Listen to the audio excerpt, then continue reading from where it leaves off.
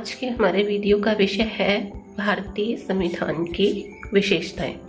भारतीय संविधान की विशेषताएं भाग 1 में हम कुछ विशेषताएं पढ़ चुके हैं, जैसे ये सबसे विशाल संविधान है। नंबर 2 लिखित और निर्मित है। नंबर 3 संपूर्ण प्रभुत्व संपन्न है और संविधान की जो प्रस्तावना है। नंबर 5 संसदीय शासन व्यवस्था और नंबर 6 मौलिक अधिकार और मूल कर्तव्य। आज हम भाग 2 के अंदर जिन विशेषताओं का अध्ययन करेंगे उनमें नंबर 8 पर है नीति निर्देशक तत्व। नीति निर्देशक तत्व। नंबर 9 समाजवादी राज्य। नंबर 10 वयस्क मताधिकार। नंबर 11 पंथ निरपेक्ष। नंबर 12 स्वतंत्र न्यायपालिका। नंबर 13 एकात्मक व संघात्मक का अद्भुत समन्वय। नंबर 14 कठोरता व लचीलेपन का मिश्रण। तो इस तरीके से हम इन विशेषताओं के बारे में अध्ययन करेंगे। अब सबसे पहले हम भारतीय संविधान की विशेषताओं के भाग 2 में राज्य के नीति निर्देशक तत्वों का अध्ययन करेंगे। राज्य के नीति निर्देशक तत्व हमने आयरलैंड के संविधान से लिए हैं। हमारे संविधान के भाग 4 में अनुच्छेद 36 से 51 तक नीति निर्देशक तत्वों का वर्णन किया गया है। अब इन नीति निर्देशक तत्वों का उद्देश्य क्या है, इन्हें हमारे संविधान में क्यों शामिल किया गया है, तो इनका मुख्य उद्देश्य है लोक कल्याणकारी राज्य की स्थापना और आर्थिक लोकतंत्र की स्थापना। अब हम इनके महत्व के बारे में यदि अध्ययन करें तो इसका जो महत्व है और इसका उद्देश्य है वो लगभग समान है। इसका उद्देश्य है नागरिकों के व्यक्तित्व का विकास। नागरिकों के व्यक्तित्व के विकास के इसका जो लक्ष्य है। दूसरा है लोक कल्याण राज्य की रूपरेखा। राज्य को लोक कल्याणकारी रूप देने के लिए किस तरह की योजनाएं बनाई जाए, किस तरह के कानून बनाए जाएं, वो सब इनसे मार्गदर्शन प्राप्त होता है। ये नीति निर्देशक तत्व योजनाएं बनाने में, नीति बनाने में मार्गदर्शन करते हैं। संविधान के क्रियान्वयन में सहायक। जो संविधान हमारा है वो लोक कल्याणकारी राज्य की स्थापना पर बल देता है, तो उस संविधान की जो क्रियान्विति है उसको लागू करने के लिए जो नीतियां, नियम, कानून बनाए जाते हैं उनके लिए ये पथ प्रदर्शक का कार्य करते हैं। इसके अलावा इसका चौथा जो महत्व है वो है शासन के मूल्यांकन का आधार। किसी भी सरकार का मूल्यांकन, किसी भी सत्ता का मूल्यांकन इस आधार पर किया जाता है कि वो कितना लोक कल्याण का कार्य करते हैं। तो नीति निर्देशक तत्व लोक कल्याण से जुड़े हुए हैं, इसलिए सरकार का मूल्यांकन करने का काम करते हैं।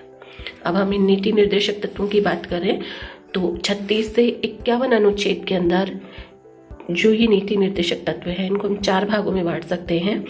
आर्थिक सुरक्षा, व्यक्ति को आर्थिक सुरक्षा प्रदान करने वाले जो नीति निर्देशक तत्व हैं वो 39, 41, 42 और 43 के अंदर, जिसमें स्त्री और पुरुष को समान कार्य के लिए समान वेतन और बेरोजगारी भत्ता, जो विकलांग और असहाय, असमर्थ, वृद्ध, अपंग, रोगी हैं उनके लिए भत्ते की व्यवस्था।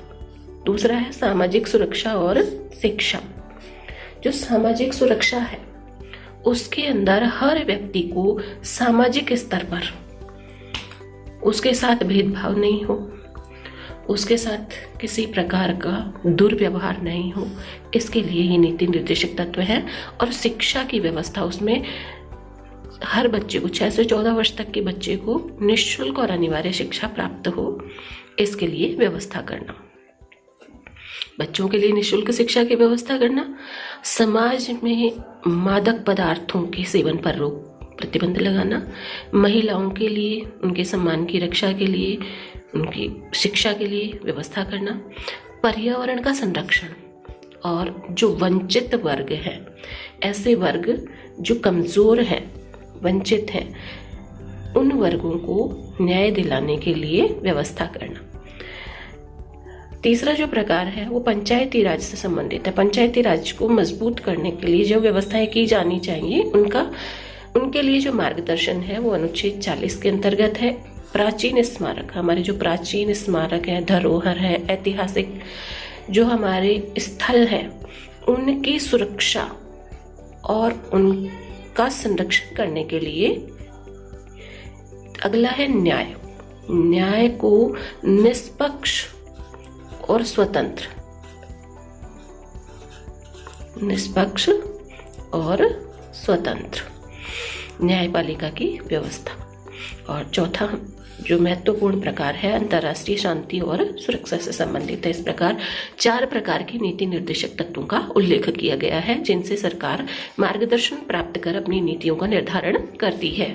अब हम बात करते हैं अगले विशेषता की, वो है समाजवादी राज्य। ये जो समाजवादी राज्य है, हमारे मूल संविधान में इसका उल्लेख नहीं है। 42वां संशोधन जब 1976 में हुआ तो प्रस्तावना के अंदर ये शब्द जोड़े गए हैं, समाजवादी गणराज्य। इस समाजवादी व्यवस्था का तात्पर्य यहाँ पर है, इससे क्या तात्पर्य है कि कमजोर और पिछड़े वर्गों के जीवन स्तर को ऊंचा उठाना, उनके जीवन स्तर को ऊंचा उठाने के लिए प्रयास करना।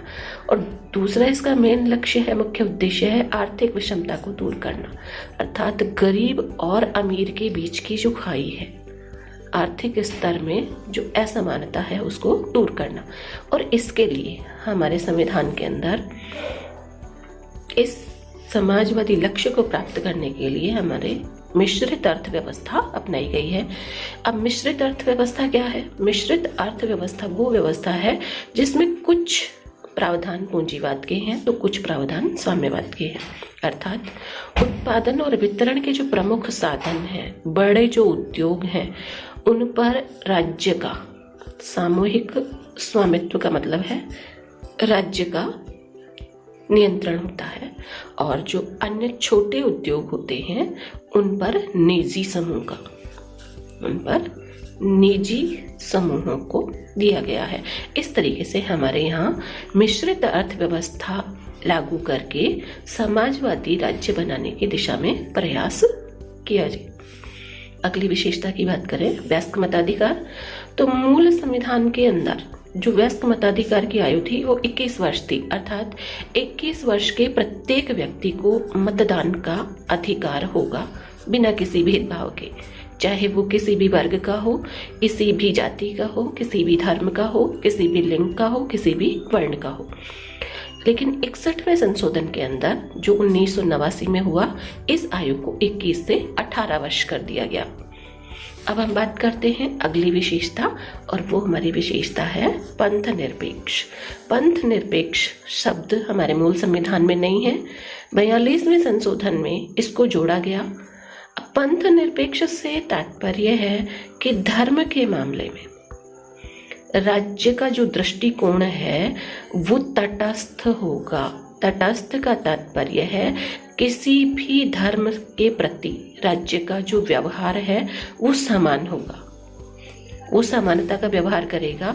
राज्य का स्वयं का कोई धर्म नहीं होगा और सभी धर्मों के साथ उसका जो दृष्टिकोण है वो समानता का होगा। धर्म के आधार पर किसी भी व्यक्ति के साथ भेदभाव नहीं किया जाएगा। इस तरीके से राज्य का अपना कोई धर्म नहीं होगा, धर्म के मामले में तटस्थ होगा, सभी धर्मों के साथ समानता का व्यवहार किया जाएगा। इस अवधारणा को पंथ निरपेक्षता कहा जाता है। अब हम अगली विशेषता की बात करेंगे, स्वतंत्र न्यायपालिका। तो स्वतंत्र न्यायपालिका, हमारे यहाँ जो शासन व्यवस्था है उसके 3 भाग हैं, कार्यपालिका, व्यवस्थापिका और न्यायपालिका। अब जो व्यवस्थापिका है वो कानून बनाने का कार्य करती है, कार्यपालिका उन्हें लागू करती है, और जो न्यायपालिका है वो क्या करती है, वो संविधान की व्याख्या करती है। केंद्र और राज्यों के बीच में जो विवाद हो जाते हैं, मतभेद हो जाते हैं, उनका हल खोजती है। अभी ये जो संविधान की व्याख्या में न्यायपालिका को क्या स्वतंत्रता है कि ऐसा कोई भी कानून जो संविधान की भावना के प्रतिकूल हो, संविधान की भावना के प्रतिकूल हो,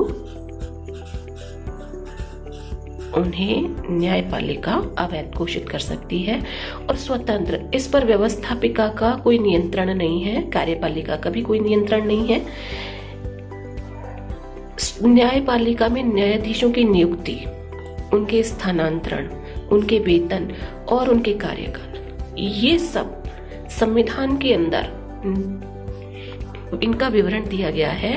इनके संदर्भ में कार्यपालिका और व्यवस्थापिका को कोई अधिकार नहीं दिए गए हैं। अर्थात कार्यपालिका और व्यवस्थापिका इनके संबंध में कोई निर्णय नहीं ले सकती है। इसके अलावा जो इनकी नियुक्ति होती है वो राष्ट्रपति द्वारा होती है। विधायिका और कार्यपालिका इनकी नियुक्ति, इनके स्थानांतरण, इनके वेतन और कार्यकाल में कोई भी परिवर्तन नहीं कर सकती। इस प्रकार न्यायपालिका को स्वतंत्र रखा गया है।